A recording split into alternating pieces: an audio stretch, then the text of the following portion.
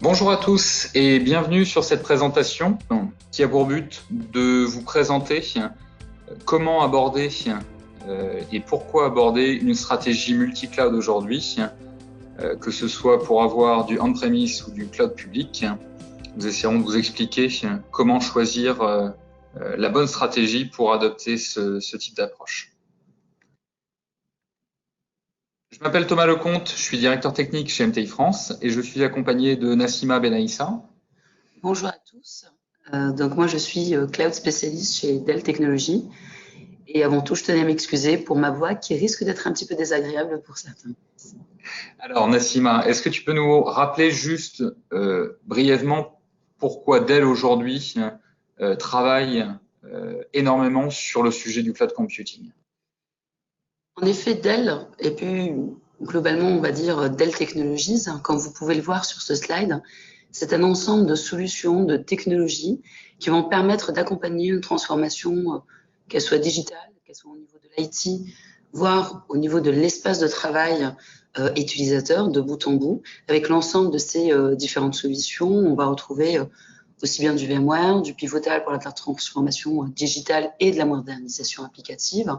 Bien entendu, Dell EMC sur la partie infrastructure, RSA pour la sécurité, entre autres, mais c'est aussi accompagné sur la partie services et finances avec donc des partenaires, bien entendu, certifiés avec une très forte expertise comme MTI.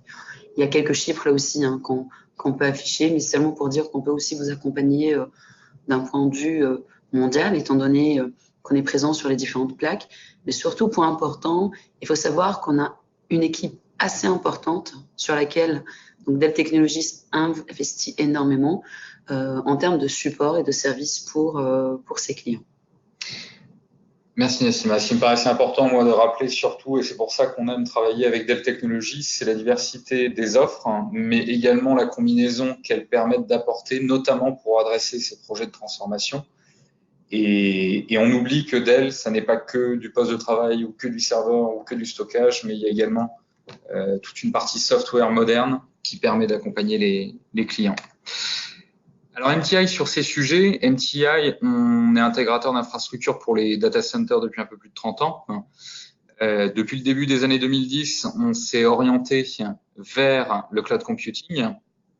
Et à partir du moment où on parle de cloud computing, rapidement, on est confronté à l'interrogation concernant la sécurité de ces données dans le cloud computing. C'est pour ça qu'aujourd'hui, on travaille véritablement sur ces trois piliers, data center, sécurité et cloud.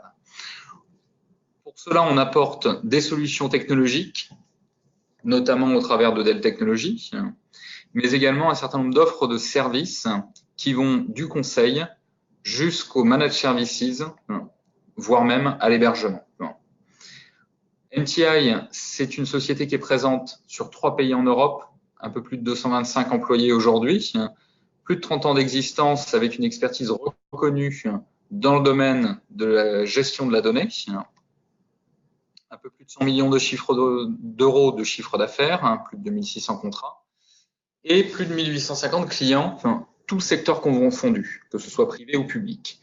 Et pourquoi tout secteur confondu? Parce que même aujourd'hui, à l'heure de la transformation et de la digitalisation, quel que soit le secteur, qu'il soit privé ou public, tout le monde est confronté à cette interrogation, comment transformer mes infrastructures pour me permettre d'exploiter le potentiel de mes données et accompagner mes projets de transformation digitale que les métiers peuvent avoir aujourd'hui. Et pour ça, le constat que l'on peut faire aujourd'hui, c'est que on va avoir besoin d'infrastructures on-premise, mais on va pouvoir également chercher à utiliser le potentiel des offres qu'il y a à disposition sur différents cloud public providers. Et donc, assez rapidement, on va transformer notre vision que l'on s'attendait à avoir, comme c'est présenté sur le schéma à gauche, à savoir un cloud privé connecté avec un cloud public. Et bien de plus en plus, on s'aperçoit que le monde dans lequel on va aller va être une combinaison d'au moins 2, voire plus de cloud public providers. ça, c'est une étude IDC qui ne provient pas de chez Dell, qui est sponsorisée par Cisco. Je pense que Dell rejoint un peu en tout cas prend acte de ce résultat. Et ça veut dire quoi? Ça veut dire que dans le monde que l'on aura demain, la réalité, elle sera que l'on aura un cloud privé et pour certains services, on ira chercher un cloud public comme un Google, un cloud public comme un Azure et un cloud public comme un AWS sur un autre type d'application.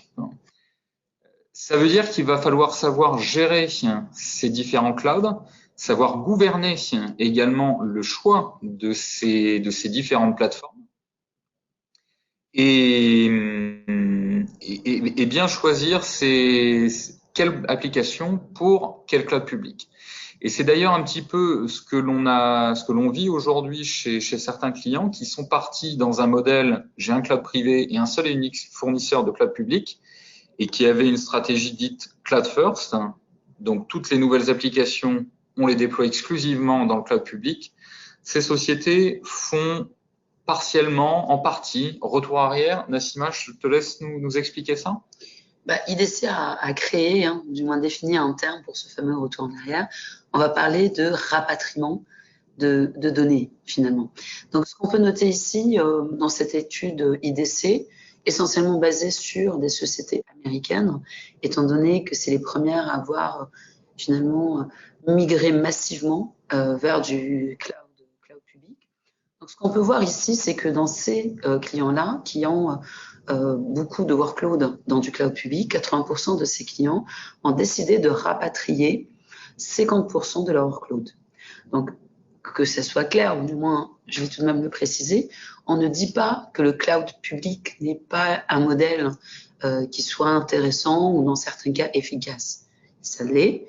Par contre, pour certains workloads, et l'exemple en est ici, ou du moins c'est illustré par cette étude, où 50% de ces workloads full cloud public vont être rapatriés sur du privé.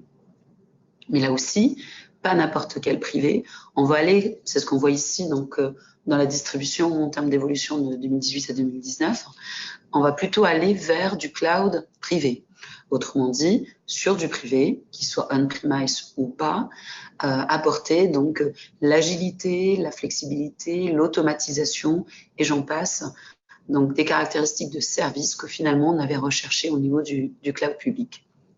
Justement, dans certains cas, on était parti sur du cloud public parce qu'on recherchait certains éléments et finalement, c'est ces mêmes éléments qui ont justifié le retour en arrière. Exemple, on voit bien ici, donc dans le slide, dans les drivers qui ont justifié ou encouragé le retour vers du cloud privé, on retrouve en troisième position la notion de coût, qui initialement était le facteur qui avait encouragé ces mêmes sociétés à aller vers du cloud public. Autre point important, la notion de contrôle qu'on peut voir, mais point aussi très critique qui a été évoqué par Thomas et sur lequel on va revenir, la notion de sécurité et de gouvernance des données qui ont justement encouragé, dans certains cas un petit peu dans l'urgence, certaines sociétés à envisager le rapatriement de leurs données vers du cloud privé. Et on le verra, par contre, pour être sûr de pouvoir garantir ou simplifier ce rapatriement de données, il y aura certaines questions à se poser. Donc là, vous avez des chiffres d'une étude IDC, mais on peut aussi finalement donner cet exemple donc d'un client en particulier ou du moins d'une société qui, en 2010, était sur du cloud first. Donc, c'est des publications, ou du moins des communications publiques. Donc, vous pourrez avoir tous les éléments facilement. Initialement, quand on parlait, ou du moins dans ce cas-là, en 2010, de cloud first, c'était du cloud public. Donc, c'était vraiment cette notion-là. Si je dis cloud, ça ne pouvait pas être autre chose que du cloud public. Par contre, pour différentes raisons, en 2018, il y a eu, on dira, une adaptation de l'histoire, une adaptation de la stratégie, où là, on est passé d'un cloud first à cloud smart. Autrement dit, avant d'envisager de mettre ou de migrer une application ou un workload sur tel ou tel type de cloud, tel ou tel type de service cloud, il faudrait déjà regarder le comportement de ce fameux workload pour justement choisir au bon moment la bonne application pour l'héberger, j'allais dire, sur le bon modèle cloud. Justement, quelles sont ces fameuses raisons, ou du moins quels sont ces différents points de vigilance? Souvent, on oublie, ou du moins on a un petit peu perdu le réflexe de regarder certains points, parce que justement, on était sur du privé, on était sur du on-premise. Mais, premier point, les interactions. Quelles sont les interactions et dans certains cas, l'adhérence entre mon application, l'infrastructure, mon application et son environnement. Car souvent, on va avoir des interdépendances, on va avoir des interopérabilités entre telle et telle application. Et finalement, ou du moins malheureusement, on l'oublie. Et quand on va partir sur une application, on va se dire, bah, tiens, je vais faire de l'hybride, garder une partie de mon application sur du privé et une partie sur du cloud public. Sauf que finalement, il y avait une forte interaction et interdépendance. Là, ça peut coûter très, très cher. Et quand je parle de coûter très, très cher, là, je parle bien de facturation en termes de cloud public. C'est ça, parce qu'il y a une interrogation, une problématique technique qui est la latence entre mon cloud privé et mon cloud public. Et certaines applications ne supportent pas ce type de latence, ou supportent mal ce type de latence. Mais il y a aussi la bande passante que je vais consommer et qui va m'être facturée, tout du moins la quantité de données que je vais lire du cloud public pour les ramener on-premise, elles vont m'être facturées. Et c'est vrai qu'on a un certain nombre de clients qui ont eu des surprises sur leurs factures liées au démarrage de certains morceaux d'application dans le cloud public alors que le reste était on-premise. Tout à fait. En plus de cela, on l'a évoqué, on en parle encore, surtout dans, vu, j'allais dire, entre parenthèses, malheureuse du marché, le nombre par rapport au nombre d'attaques. La sécurité est un point très important. La régulation et là aussi, comment vérifier la compliance par rapport au type de données et son emplacement à un instant T. On l'avait évoqué tout à l'heure, la notion de coût. Mais point important aussi, la notion de locking qu'on peut avoir à un instant T avec un modèle cloud. Si par exemple, j'ai repensé mon application pour consommer des services cloud natifs, autrement dit, spécifiques à tel ou tel provider de services cloud public.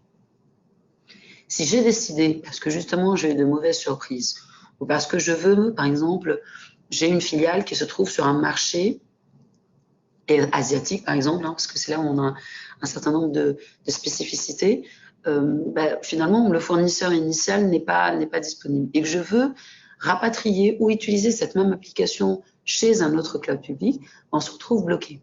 Certes, on peut récupérer ces données, mais si je récupère ma donnée et que je n'ai plus le moyen de la consommer, le moyen de la valoriser et de l'exploiter, on se retrouve là aussi bloqué. Donc ça, c'est un point dont il faut tenir compte dès le départ, c'est-à-dire quand vous allez penser votre modèle multi-cloud. Et point important et qui peut très rapidement devenir complexe, la notion de gestion de l'ensemble et aussi des compétences en interne qu'il faut avoir, étant donné qu'on parlait de silos de cloud, multi-cloud, là aussi ça veut dire multi-équipe avec multi-compétences éventuellement pour pouvoir gérer et suivre chacun de ces services au fur et à mesure. Alors pour déterminer le meilleur emplacement pour un workload, nous avons développé chez MTI une cartographie des enjeux et associés à chacune de vos applications pour pouvoir vous aider à choisir entre positionner votre workload sur du cloud privé on-premise, sur du cloud public, voire chez un service provider hosté. Alors, quand on dit service hosté, on ne passe pas à un hébergeur qui vous fournit des mètres carrés, mais bien un fournisseur de services qui va vous apporter, par exemple, des applications ou des plateformes certifiées pour des environnements, par exemple de paiement en ligne avec du PCI DSS, par exemple pour de l'hébergement de données de santé. Si on regarde rapidement cette matrice, on va avoir le coût qui va forcément venir être ausculté pour savoir d'un point de vue budgétaire comment et dans quelle mesure vous consommez certains de vos budgets.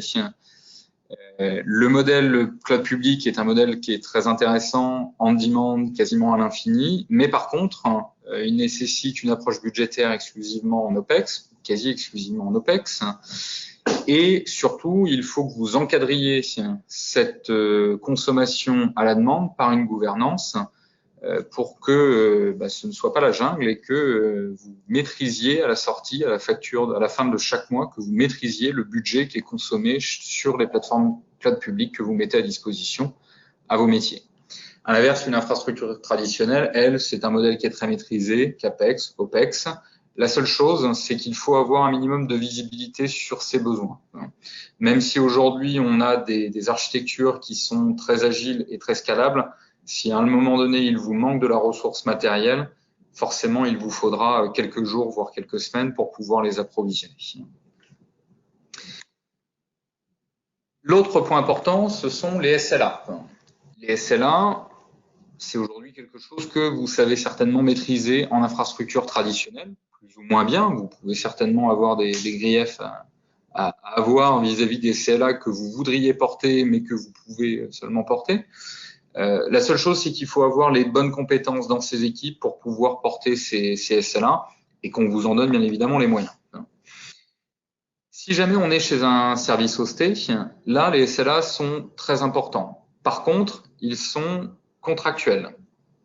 Et donc, ça veut dire que pour surveiller la bonne exécution de ces SLA, il va vous falloir des gestionnaires de contrats plutôt que des experts techniques. Et ce sont généralement pas du tout les mêmes profils. Donc, avant de partir chez un service hosté, assurez-vous d'avoir les bonnes compétences pour gérer ces SLA et gérer ces contrats et le suivi de ces SLA. Sur la partie cloud public, c'est à la fois plus simple et plus compliqué. Il n'y a pas ou quasiment pas de SLA d'un point de vue contractuel. Ils ne sont pas responsables de vos données. Ils peuvent à tout moment perdre vos données et ils n'ont pas l'engagement, l'obligation de vous restituer les données qu'ils ont perdues. C'est vrai sur la partie données, mais c'est vrai aussi sur la partie performance ou sur la partie disponibilité. Donc ça veut dire qu'il va falloir monter des architectures qui permettent de pallier ce manque de SLA contractuel pour arriver à reproduire le même type de SLA que ceux que vous avez en infrastructure traditionnelle. Et donc, quand on calcule le budget de ces solutions, c'est important de bien tenir compte des solutions que vous allez devoir mettre en complément du cloud public provider pour garantir ces SLA. D'un point de vue agilité, aujourd'hui, à condition de moderniser ces infrastructures on-premise, on va pouvoir obtenir une agilité qui va se rapprocher de celle du cloud public, dans la mesure de la visibilité des besoins qu'on a déjà regardé sur la première ligne. Le cloud public provider, lui, il va vous apporter forcément une très forte agilité. Il va vous apporter aussi un catalogue de services qui est prêt à l'emploi et de l'automatisation intégrée. Ce qui est très bien, ce qui est une force, mais par contre, si le catalogue ne correspond pas à votre besoin, eh bien, il va falloir que vous fassiez des concessions pour faire rentrer votre besoin dans le catalogue du service cloud provider. Il ne s'adaptera pas à votre besoin. Alors que sur une infrastructure traditionnelle, vous aurez la possibilité d'adapter votre catalogue de services pour servir plus précisément les besoins de vos métiers. Sur la partie service hosté, vous achetez un service, vous achetez des SLA et l'agilité correspondra au contrat que vous avez. Mais bien souvent, l'agilité n'est pas la force de ce type d'environnement pour la simple et bonne raison qu'ils ont des contraintes liées à leur spécialisation, que ce soit PCI DSS ou HDS, qui font que l'automatisation de certaines tâches peuvent être rendues extrêmement compliquées. Enfin, pour finir, il faudra passer obligatoirement au travers de la couche sécurité pour regarder comment vous sécurisez vos données on-premise, voir ce qu'il faut prévoir pour reproduire ce même niveau de sécurité dans le cloud public, voire même renforcer cette sécurité avec d'autres technologies, car vous n'êtes pas exposé au même type de menaces quand vous êtes dans le cloud public ou on-premise. Dans le cloud public, comme dans une infrastructure traditionnelle, vous êtes exposé à une menace qui vous cible, vous, en tant que société. Mais quand vous êtes dans le cloud public, vous avez en plus la menace que subit le cloud public provider. Parce que eux-mêmes subissent des attaques. Et les meilleurs hackers du monde sont très certainement en train de chercher à pouvoir percer les défenses de ces cloud public providers. Pourquoi? Parce qu'ils savent qu'une fois qu'ils ont réussi à rentrer dans leur système, ils auront accès à toute la quantité de données qu'ils hébergent, dont les vôtres, si elles sont chez ce cloud public provider. D'où la nécessité de renforcer la sécurité dans ces cloud public providers, enfin pour les workloads, vos workloads qui sont chez ce cloud public provider, notamment par exemple par des systèmes de chiffrement de données que vous ne jugez peut-être pas nécessaires on-premise, mais qui deviennent quasiment indispensables pour certaines données dès qu'elles sont hébergées dans le cloud public. On l'oublie souvent, mais c'est vrai que de toute façon, c'est clairement publié, affiché chez l'ensemble de ces providers de cloud public, mais ils ne s'engagent que sur la sécurité du cloud. Autrement dit, la couche infra, entre parenthèses, du cloud. Mais la sécurité dans le cloud est de votre responsabilité. C'est vrai que le delta ou la limite entre les deux est très importante, étant donné que si demain vous vous faites attaquer car vous n'aviez pas mis en place les différentes solutions additionnelles et services additionnels que Thomas vient d'évoquer, c'est de votre responsabilité et en aucun cas vous ne pourriez vous retourner contre le provider de services cloud public dans ce cas-là. Alors, mettre en place ce type de système, une fois qu'on a cartographié, qu'on a identifié ou positionné chaque workload sur les différentes plateformes cloud que l'on a à disposition, forcément, il y a une gouvernance à mettre en place et d'un point de vue organisation, ça a obligatoirement des impacts, j'imagine, Nassima. Oui, tout à fait, qui vont dépendre de la nature, j'allais dire, de la taille de l'organisation, etc. Mais le point le plus critique à ce jour, quand chacune de ces sociétés va commencer à envisager sa transformation, on le disait tout à l'heure, digitale, et la notion de multi-cloud, et j'allais dire le socle pour pouvoir accompagner cette transformation-là, eh bien le challenge le plus important est la gestion de ce fameux multi-cloud. Pourquoi? On le disait, chacun va pouvoir ou va représenter un silo avec un format de machine virtuelle différent pour chacun. Et si on a des formats différents, des outils différents, à ce moment-là, on sera incapable de proposer ou de garantir une consistance, qu'elle soit opérationnelle, cross ou inter-silo de service cloud, une inconsistance au niveau des SLA, comme ça a été évoqué tout à l'heure, alors qu'on sait que c'est très critique, étant donné que voilà, vous-même, vous vous engagez vis-à-vis soit de vos utilisateurs, soit de vos clients, mais aussi on va avoir un ensemble d'outils, dans certains cas de portail, d'éléments spécifiques à chacun. Et à ce moment-là, comment garantir la sécurité, comment garantir la gouvernance et comment être certain à tout moment qu'on a les bonnes personnes, entre parenthèses, qui accèdent à la bonne donnée à un instant T.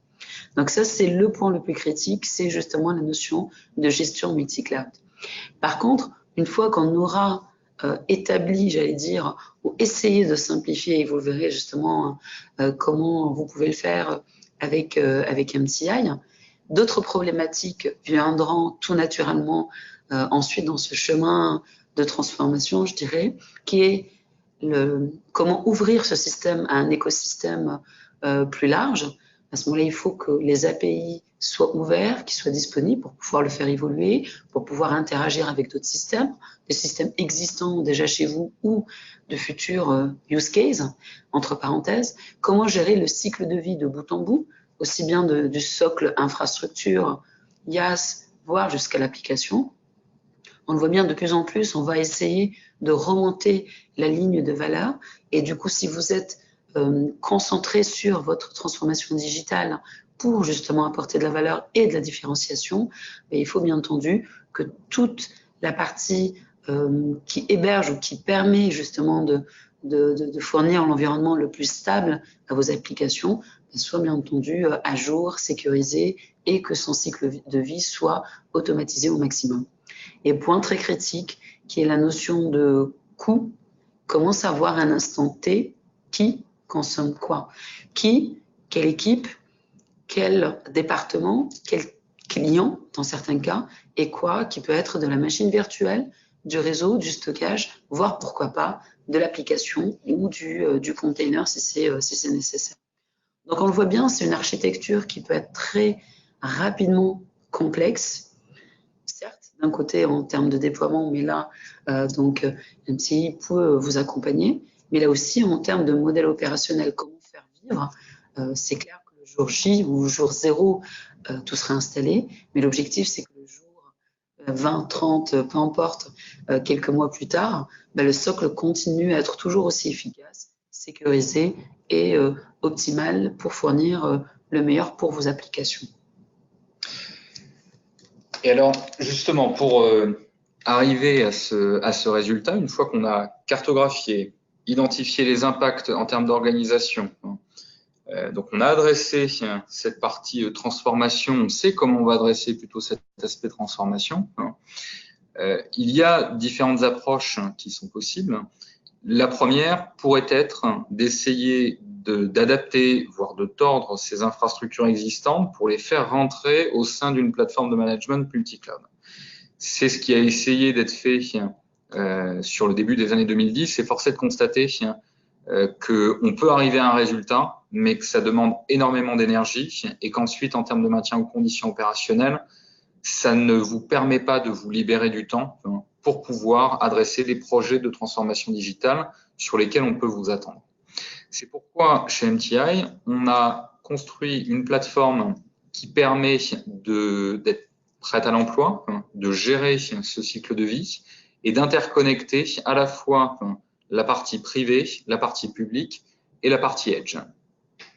Cette offre, on l'appelle infrastructure as a service et c'est à la fois une réponse financière et technique pour vous permettre d'avoir cette plateforme multi-cloud et qui prendra en compte les différentes problématiques de chacun de vos workloads.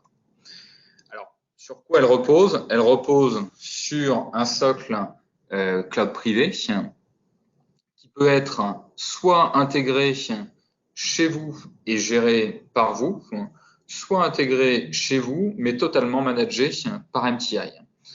Dans tous les cas, vous aurez à disposition un portail de services au travers duquel vous allez pouvoir provisionner vos machines virtuelles, les provisionner on-premise sur le cloud public et ensuite appliquer les règles de gouvernance pour refléter les politiques de sécurité ou les politiques financières que vous souhaitez appliquer à chacun des workloads. Et ensuite, le cycle de vie de votre plateforme et de vos applications pourra être géré au travers de ce portail de services. La partie infrastructure, il y a tout un outillage qui est intégré et qui permet d'automatiser cette gestion du cycle de vie des infrastructures. Et ensuite, on peut travailler avec vous pour gérer le cycle de vie des applications on-premise ou dans le cloud public pour leur permettre de pouvoir vivre dans chacun des environnements, voire être déplacés, si besoin, d'un environnement vers un autre environnement. Finalement, la notion de cloud n'est pas seulement une question d'emplacement. Le cloud, ce n'est pas un emplacement où on va mettre ses données, c'est plus une notion de ce qu'on va réellement faire, pourquoi le faire et comment créer un modèle opérationnel clair. Je vais vous épargner la phrase en anglais, vu mon accent, mais Paul Maritz, qui est donc l'ancien CEO de VMware, le résume assez simplement et qui est au board de Pivotal, qui est une société qui fait partie de Dell Technologies, spécialisée dans tout ce qui est transformation digitale et tout ce qui est cloud natif. Donc, pour transformer ces applications, on aura différents chemins possibles. Il faudra travailler avec vous sur le profiling de vos applications existantes, identifier si elles sont plutôt traditionnelles avec une architecture 3 tiers ou N tiers, ou plutôt cloud native avec une architecture microservice.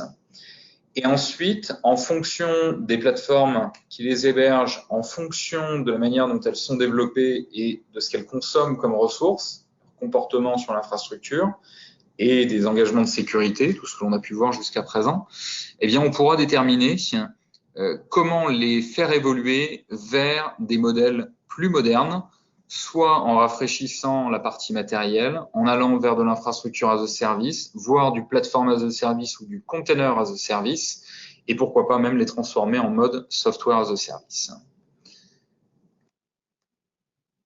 Nassima, ce sont ici, je crois, les résultats d'une étude que Dell a menée sur ses clients internes par rapport à leurs applications. Oui, tout à fait. En fait, on avait réalisé différents profiling applicatifs sur un échantillon assez important. Ce qui était intéressant, c'est que souvent, on va avoir une perception qui est souvent faussée sur son patrimoine applicatif, en pensant qu'on va avoir un ratio beaucoup plus important en termes d'applications cloud native ou de sa capacité ou de la capacité technologique à transformer rapidement et facilement une application dite traditionnelle, donc d'un point de vue architectural, donc une application multi-tiers, en application cloud native. Donc on le voit bien ici en termes de chiffres, ce n'est pas aussi simple, comme ça a été évoqué dans certains cas, d'un point de vue technique, il y a une telle adhérence avec le socle en dessous qu'il n'est pas possible de les transformer. Et dans certains cas, ça peut être une simple question de coût, où au final, il n'est pas intéressant de transformer ces applications-là, car ça va prendre beaucoup de temps. En termes de budget, ça risque d'être assez lourd pour finalement un cycle de vie qui n'est pas aligné avec le reste. Donc là, en termes de chiffres, on le voit bien. Au final, on va garder un ratio assez important d'applications qui doivent être gérées, par contre, comme on l'a vu tout à l'heure dans l'étude IDC, sur un socle modernisé, dans certains cas apporter du IaaS, autrement dit des fonctionnalités d'automatisation et d'orchestration, et comme le disait Thomas, petit à petit, et selon le profil de l'application, aller quand c'est possible vers du platform as a service ou à minima vers du container as a service. Et quand c'est possible, bien entendu, on va remplacer tout ce qui est traditionnel avec sa version SaaS, si bien entendu celle-ci rentre dans les règles qu'on aura établies en termes de sécurité, de gouvernance et j'en passe. Donc on l'a évoqué tout à l'heure, bien entendu. Donc voilà, on a présenté la méthodologie que l'on est capable de déployer chez vous si vous le souhaitez, qui va débuter par la cartographie des exigences de chacun de vos workloads pour cibler la plateforme la plus adéquate, voir comment on peut transformer ces plateformes pour faire évoluer vos applications et les amener vers quelque chose de beaucoup plus moderne et beaucoup plus agile. Et ensuite, la plateforme qui va vous permettre de moderniser vos infrastructures traditionnelles vers un modèle infrastructure as a service on-premise avec un modèle financier similaire à celui du cloud public. Merci à vous de nous avoir écoutés. Merci Nassima. Merci à vous. Et bonne journée.